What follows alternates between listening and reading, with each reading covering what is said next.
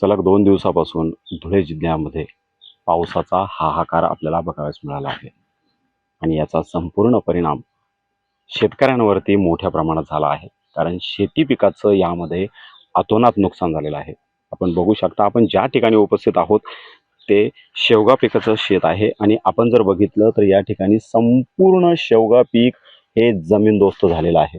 अशा परिस्थितीमध्ये संपूर्ण त्या शेवगा पीक पूर्णपणे कोलमडून पडलेलं आहे आणि आता या शेतकऱ्यांसमोर मोठं संकट देखील उभं ठाकलेलं आहे.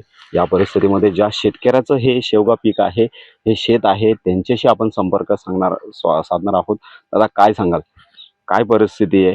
आपल्या चेहऱ्यावरनं सगळं जाणवत आहे, परंतु काय एकंदरीत काल परवापर्यंत पाऊस नसताना काय परिस्थिती होती आणि आताची काय परिस्थिती आहे? आता जे शेवगा काल परवा शेवगा व्यवस्थित होता आणि काल पाऊस पडला तर त्याच्यावरनं सगळ्या शेवग्याचं माझं नुकसान झालेलं आहे.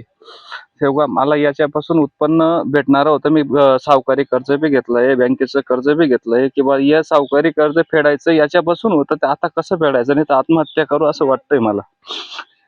जीवे स्टार अशी गोष्टी आता काय सांगायचं. नक्की जर आपण बघितलं तर संपूर्ण राज्यभरामध्ये अशीच काहीशी परिस्थिती आहे. धुळे जिल्ह्यात देखील काही वेगळी परिस्थिती नाहीये.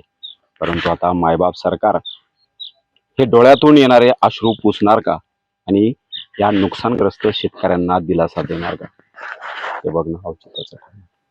धुळ्यावरनं भूषण आहे, साम टीव्ही न्यूज.